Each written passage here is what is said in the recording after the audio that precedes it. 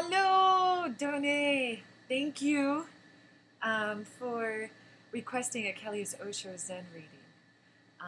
And before we get started, um, I am so excited that you're thinking about creating a lighthouse in Joburg. Of course, as for myself, you could not pay me enough to live in Joburg. Cape Town, yes, Port St. John's, Durbs area, maybe a little north of Tanzania. But Joburg needs a lighthouse. So if you aren't already a member of the Lighthouse Network Facebook page, please join because there is where we exchange information and connect you with people that can help you manifest a lighthouse in Joburg. And yes, Joburg needs a big lighthouse. So I'm so thrilled that you're taking that on. Way to represent Joburg. Anyways, let's go on into your reading. So the current theme for this reading is past lives, and this is a big deal card.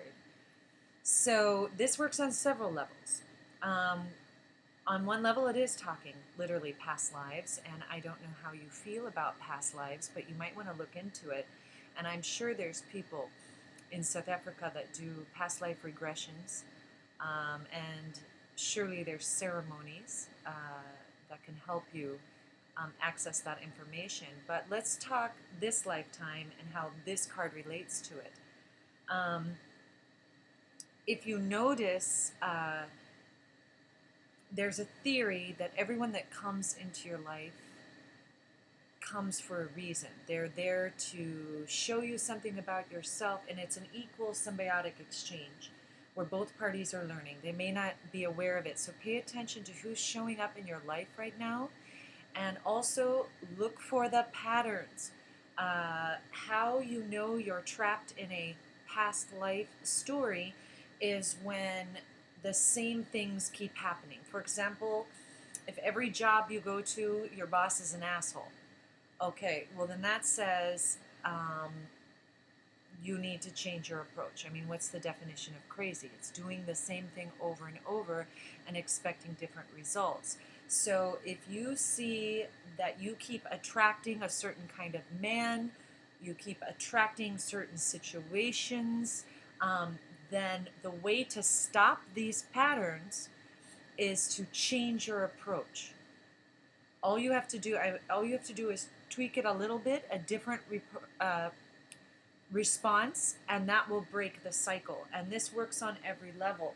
So just to give you a simple example, let's say that you're not in alignment with one of your children, and your normal, your son says something, and your normal response is to go, nah, Well, if you want to stop that pattern that keeps playing out, because when you do that, he responds either with aloofness or back at you, mirror, or martyr syndrome, intimidation, interrogation, the different control dramas. Read the Celestine Prophecy for that information, James Redfield. But in order to stop those patterns, you just change your response. So if your normal response is to then try, just for scientific experimentation purposes, a radically different approach. You can laugh at them. You can be silent. You can completely ignore them. I mean, there's many options. There's been situations where people are getting ridiculous, absurdly upset about something that has nothing to do with me, but they want to take it out on me. And so my response is this. And let me tell you, it works like a charm. They're like, what are you doing? I'm like, well, clearly I'm picking my nose. Go on. Vent. Clearly you need to do this. So go ahead. I'm just going to pick my nose while you're screaming at me. And this works like a charm.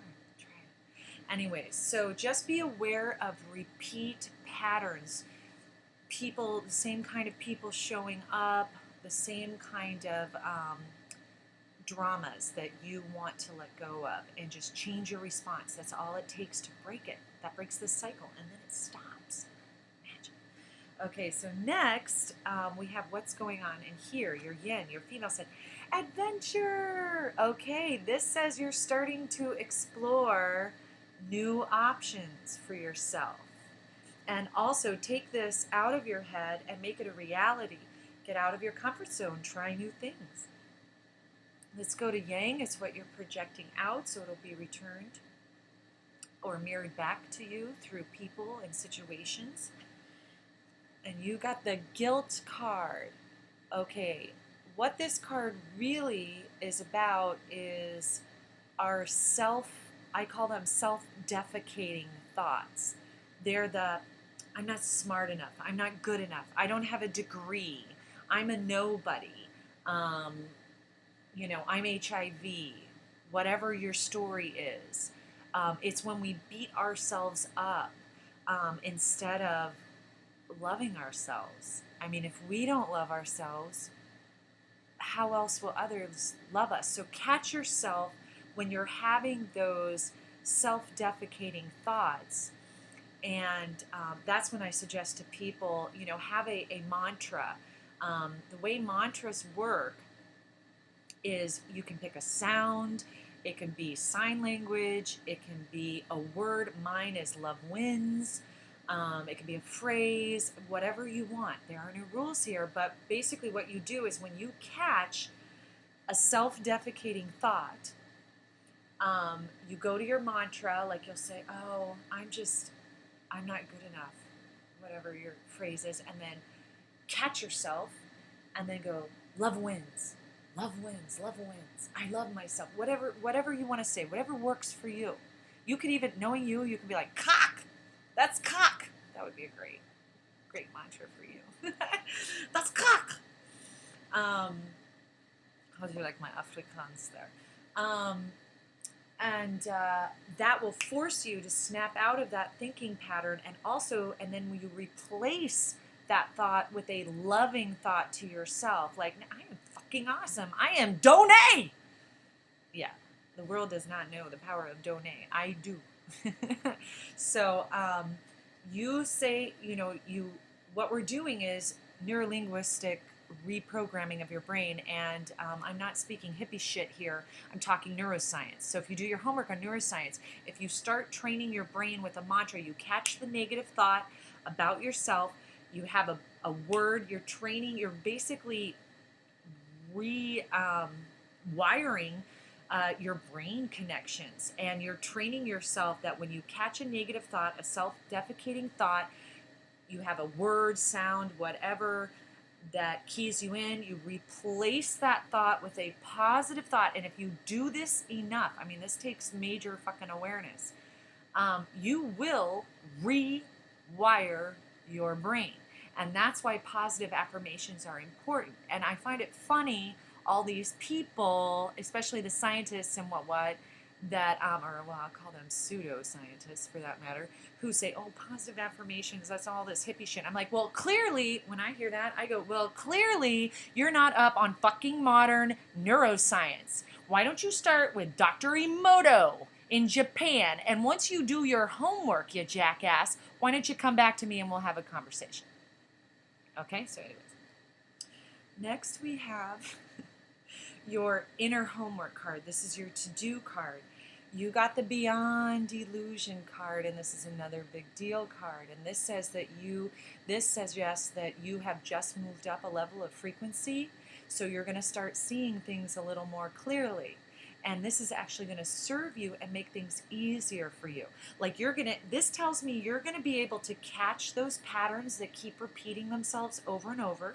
And then you're also going to be able to catch the negative thoughts you have about yourself. Because as soon as you stop with the negative thoughts about yourself, guess what? Here's the magic. You stop having negative thoughts about others. No, seriously, test this. Because when you feel good about yourself, other people don't bother you. And that's why when they're freaking out on you because of their own shit, and you do this, or you zen out, it doesn't bother you because you love yourself, you love them, even if they're freaking out. So, anyways, big stuff. Okay, let's go to work and home. Creator. Okay, it's time to create a new work and home for you.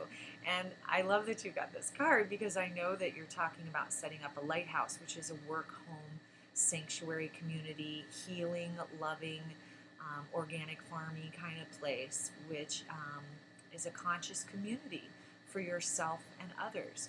So keep daydreaming. Keep talking about it. Keep asking questions. Get on the Lighthouse Network Facebook group.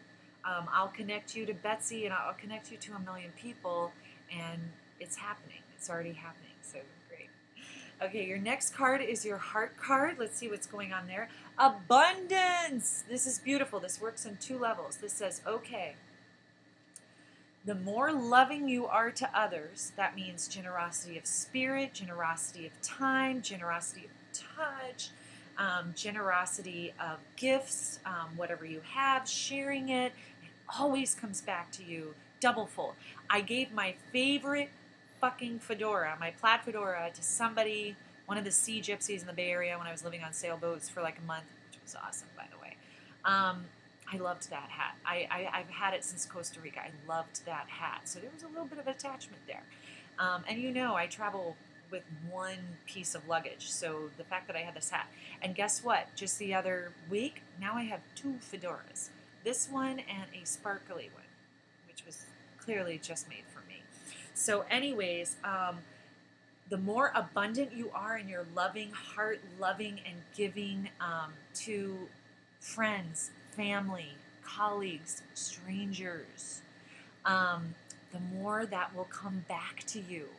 It's like tenfold. You know, here I gave 1 hat away, I got 2 back. You know, it's been like that. I even demonstrated this on Facebook where I said, you know, I'm not going to turn anyone away. You know, people want readings all the time, and I said, I'm not going to turn anyone away for lack of funds. So as a scientific experiment, I documented this, and in one day I did 5 readings, which I normally charge $25 each, and 3 of those people could not pay, and I understand. I've been there. 2 paid, and 2 of those people paid more than the 25. They gave me an even extra love donation, and then the next day 3 more people asked for readings and paid. So basically I made 3 times by offering to do love-based free readings to the people that need them and want them for clarity and for support and for love. I made 3 times what they were quote unquote worth. So I'm just saying this is played out all the time, all the time. So be as abundant as possible. The more you give, the more you come back. It's also known as the universal law of circulation, the flow of giving and receiving. And again, this is not hippie shit. We're talking physics. Okay, so next, we're going to go to mind, spirit, rebirth. That's you. Okay, so you know, you were comfortable for a while. You got all your setup in Joburg and your job and stuff. Things got comfortable. And then, you know, some things happened. And when you go from the camel phase, which is like your comfort zone, like that's when, you know, someone's in their comfort, when they're, you know, they're stuck in their comfort zone when you, this is the test. I'll give you my trick to figuring this out with people. I'll be like, hey, how are you doing? And when their answer is, I'm good, I'm fine, everything's okay, then I know they're in camel phase and they're just in their comfort zone and they're asleep. Because those people that are loving life and living fully are like, oh my God, my life. Like I'd be like, oh my God, yesterday I caught the best sunrise ever and dude was like swimming in the ocean singing fucking opera. And well, family, picking up trash on the beach, sunrise, I'm listening to Peter Gabriel. I mean, I was blissing out. I started crying. I mean, birds were circling me, and no, I didn't have food. anyways, it was just blissful. And then guess what? I have this gourmet breakfast that Melissa and I made for each other. We were just like, oh, let's throw in some goat cheese, let's throw in some hummus, let's throw in some of this corn salsa stuff. It was like an unbelievable impromptu brunch, organic Bloody Marys. And then we ended up on a sailboat all day. And then after that, I get home. I'm exhausted, and clearly I got a lot of sun. I'm like, well, I need to go buy some smokes, you know, and get some honey or something. So I'm like, I'm going to walk to the store. I'm walking to the store. I'm wearing a dress. I'm fried. And then I see there's beach volleyball going on with a bunch of sexy Colombian and Peruvian men, I might add. And I was like, well, fuck, I'm playing volleyball. And here I am in a dress on the beach. I mean, eating sand and everything. I mean, it was hardcore. It wasn't pussy volleyball. It was hardcore real volleyball. But again, it was a beautiful day. When people are excited about their lives, that's how they talk about their lives. And so when those people are stuck in the camel zone, everything's okay. Or they're bitching. Well, you know they're not even on this scale if they're bitching.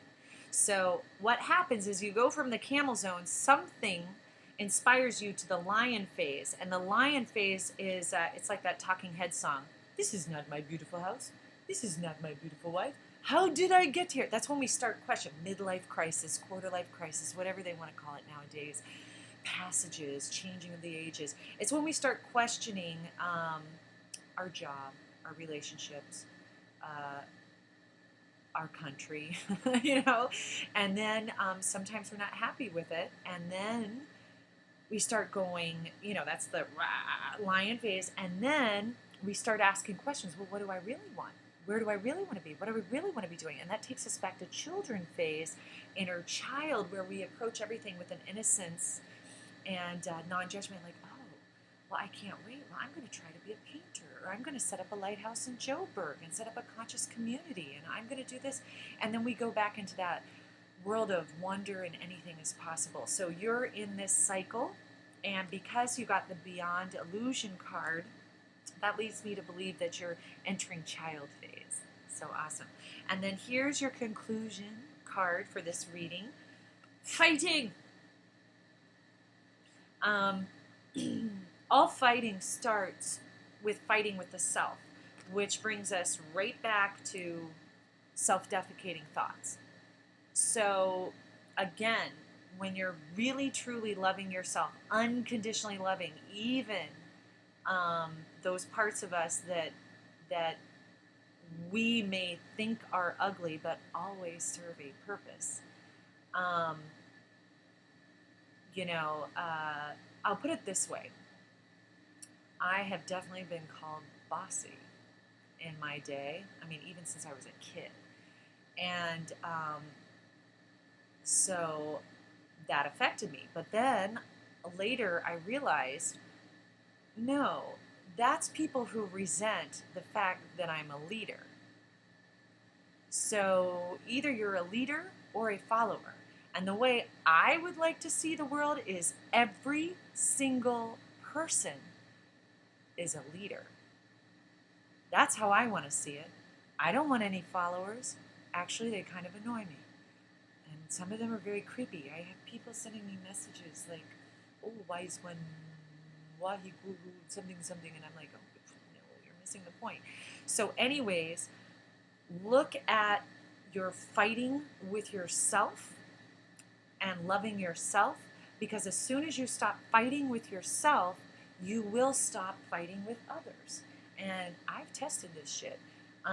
So, I mean, I can only speak from my personal experience, of course, as everyone should speak from their personal experience. So this is a pretty intense reading, but that doesn't surprise me because you're pretty intense. And I can't wait to see what comes out of this. And I totally support the lighthouse in Joburg. So once you find that property, don't worry about the how, okay? That's where people get all mind fucked over. Find the property.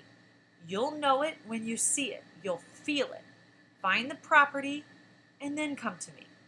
Then we will attract the funds.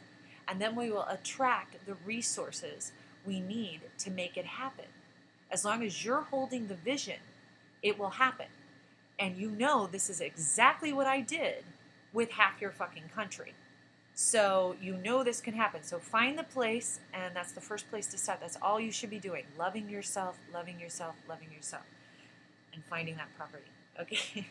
Anyway. All right. I love you. Okay, ciao.